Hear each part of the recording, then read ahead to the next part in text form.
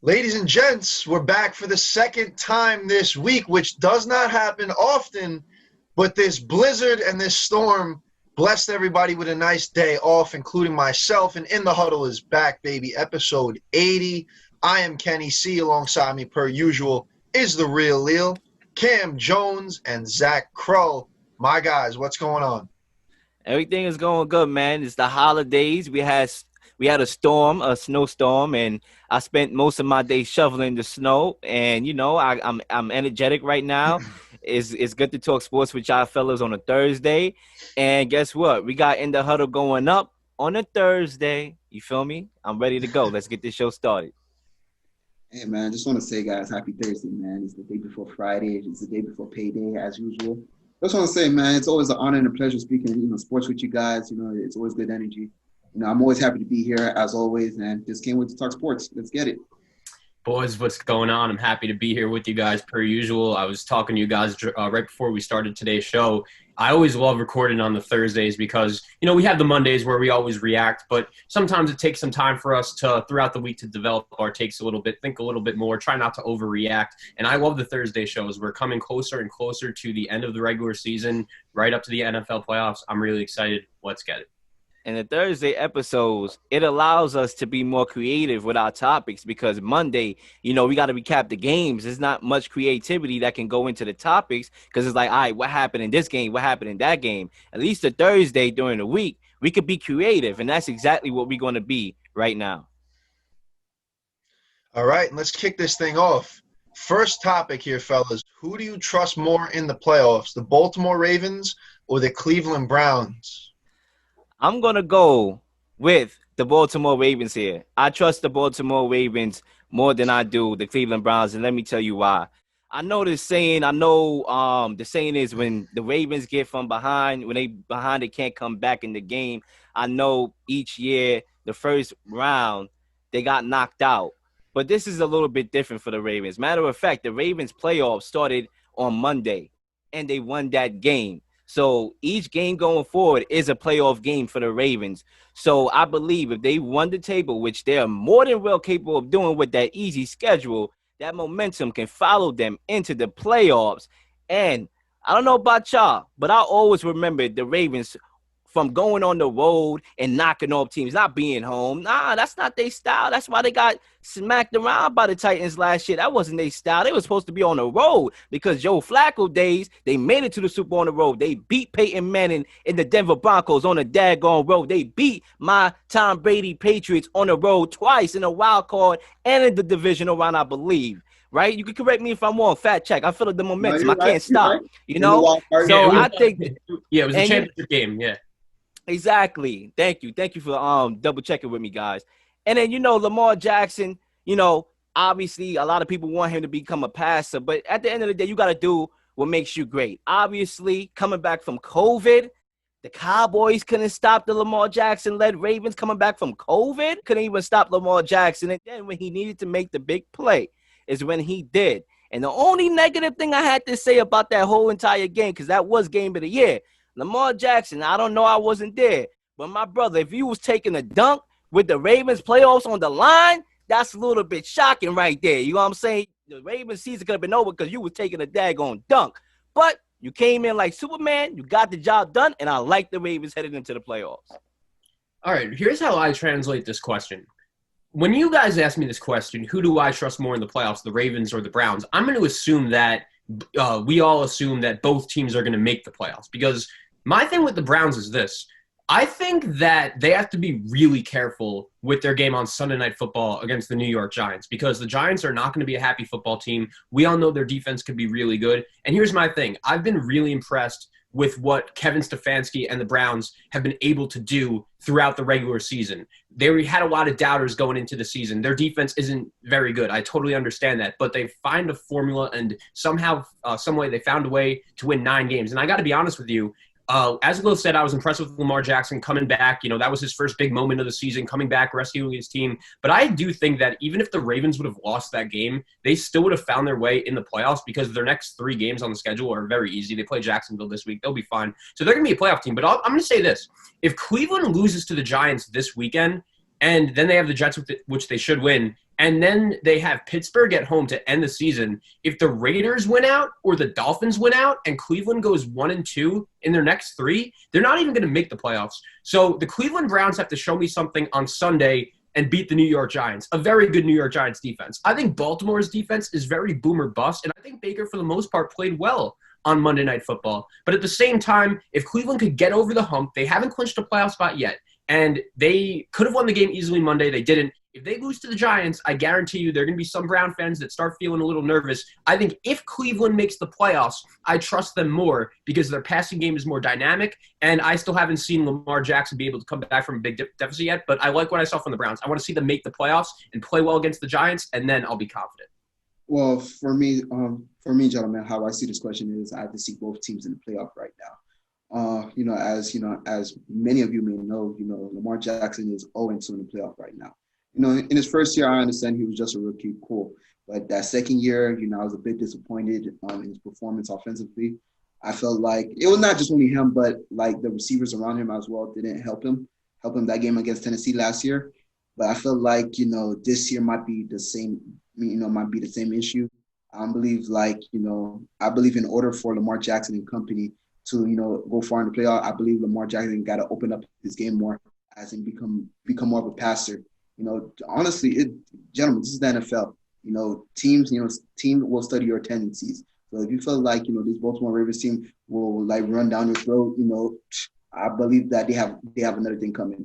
But honestly, to answer this question, just to get straight to the point, I trust more in the Cleveland Browns solely because I love what, Kevin Stefanski done in his first year with his Cleveland Browns team, especially, playing towards bigger strength and making that offense itself more of a run-heavy team. And, they have done an outstanding job with that with Nick Chubb and Kareem Hunt in the backfield. That 1-2 combo is just outstanding. So I believe, them, with that offense and, that Cleveland Browns defense, they could, succeed farther than the Baltimore Ravens. So I trust the Browns more than the Baltimore Ravens at this point.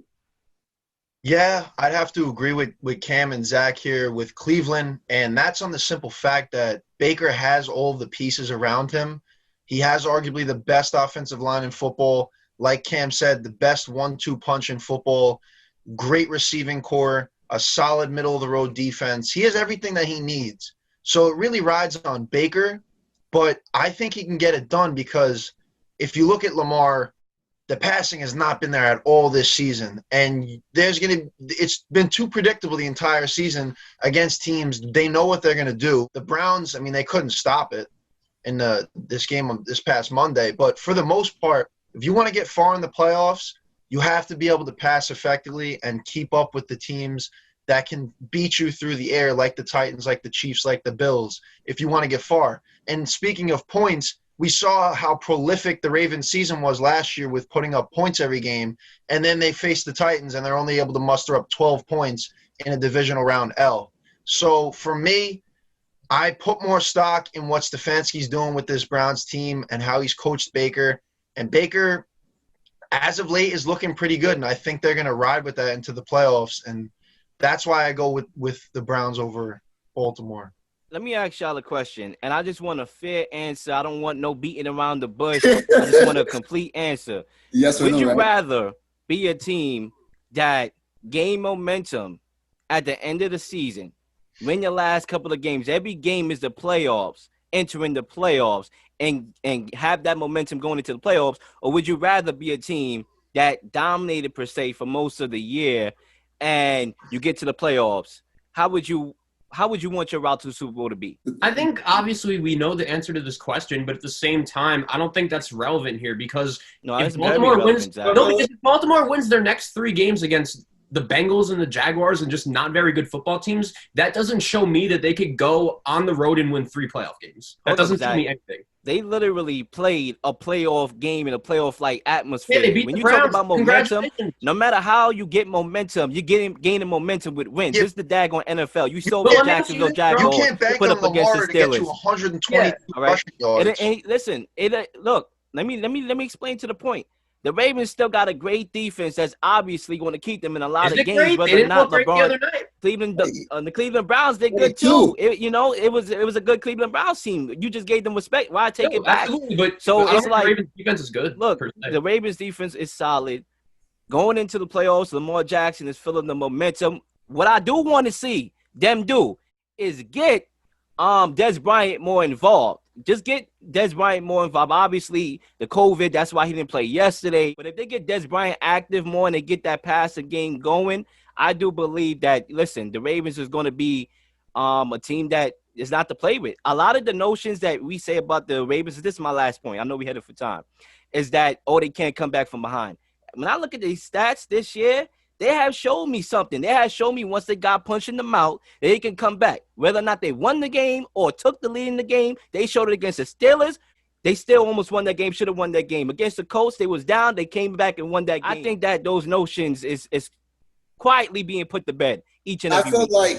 I feel like when Lamar Jackson see a good defense, he tends to choke, bro. And you've seen it last year. You've seen it and like Baker Mayfield as well. Do I need to bring up Baker Mayfield history outside of Monday Night Football? Go ahead. No, I'm not going to do it. Fellas, we're pressed for time. I mean, let's not act like Baker Mayfield is Joe Namath.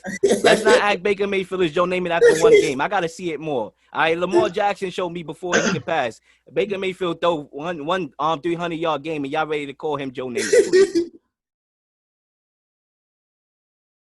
All right, fellas. Next topic here. Biggest threat to the Kansas City Chiefs Super Bowl run. Who is it? Who can potentially stop this team? I got to be honest with you guys. When I look at this question, there was no real team right away in particular that stood out. But for me, the team I'm going to go with is the Indianapolis Colts. I think when you look at their defense, it is one of the most undervalued units in the NFL. DeForest Buckner is like a poor man's Aaron Donald. The way the Colts defense improves with Darius Leonard, the way he impacts the game is phenomenal. Not to mention, the Indianapolis Colts are a very well-coached team.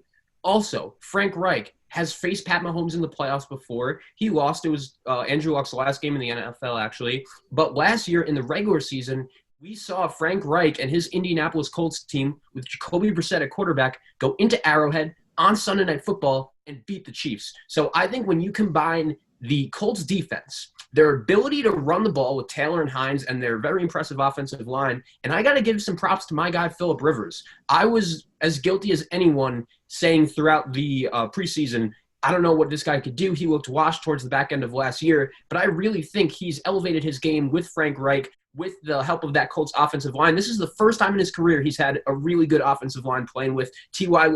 has been looking really good as well. I believe in this Colt defense. I think they're a big threat. Well, man, for me, man, the biggest threat, even though I would love to say nobody, but Tennessee, you're going to love me for this one. I'm going to have to go with the Green Bay Packers. Solely because, man, Aaron Rodgers, the type of season he's having right now is just outstanding. Like, God damn, in his second year with, Matt LaFleur, I'm seeing the connections with these, no-name receivers. And, him and Devontae Adams are like, wow. Like, Devontae Adams leading, the NFL in touchdowns. And I feel like, against that Chiefs secondary, like that Packers offense could beat that Chiefs secondary in a blowout, in my opinion. So I believe right now my biggest threat is the Green Bay Packers. You know what, guys?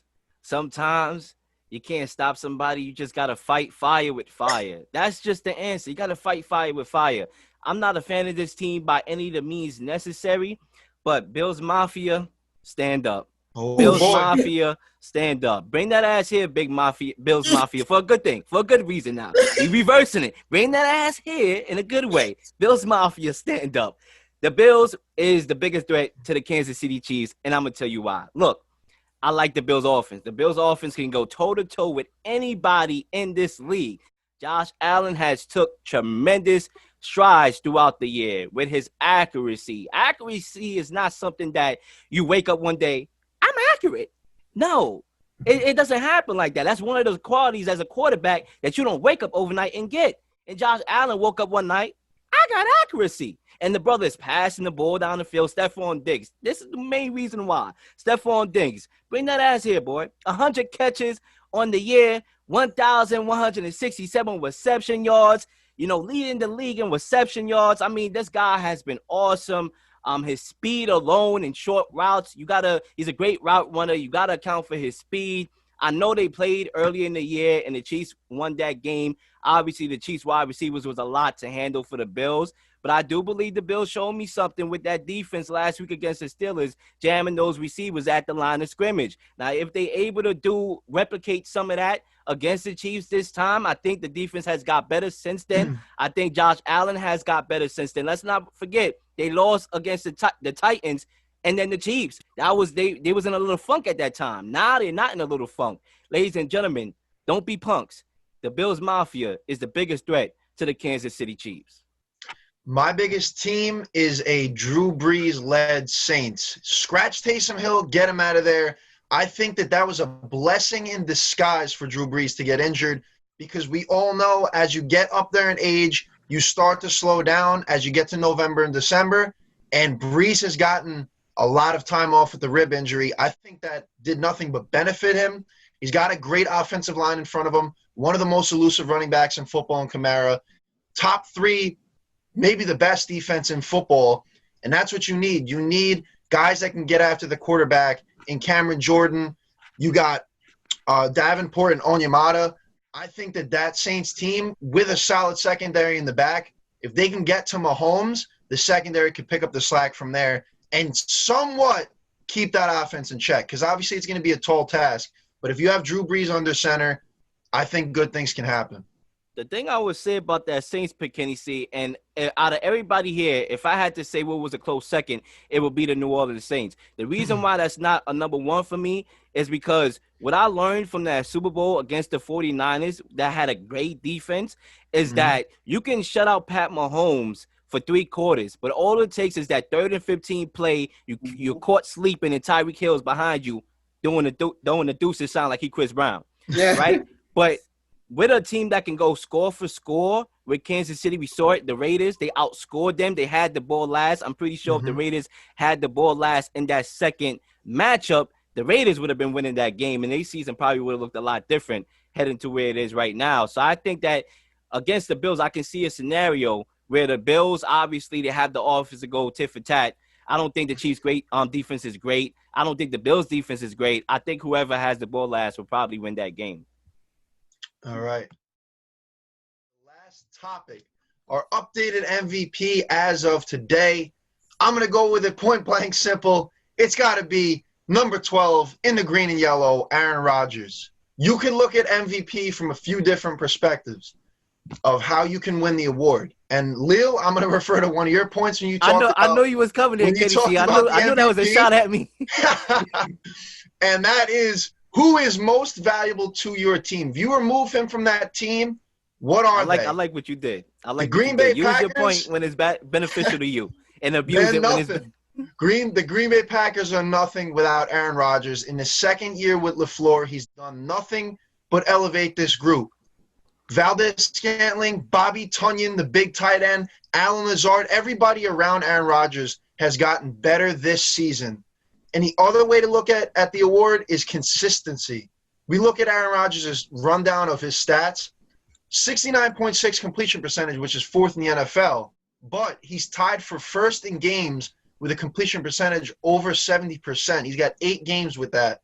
He's also got the 119.7 passer rating, which is the 1st best in the league. 1st in games with a passer rating over 125, 7 games.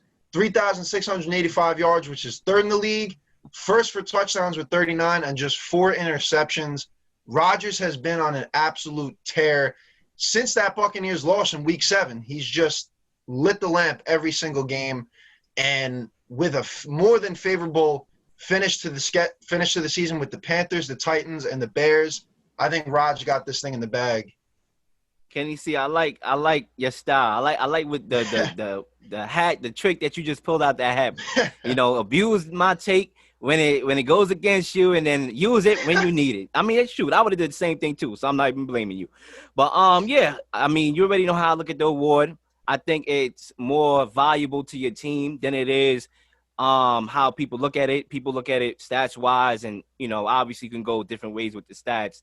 What did it for me basically is when you look at it, Mahomes lead the category in passing yards, but Aaron Rodgers leads the league in passing touchdowns. Now, I'm going to take this very unique route on this take. So that shows me right there that those two guys is neck for neck with that award. So, Jaleel, what are you up to? What are you about to pull?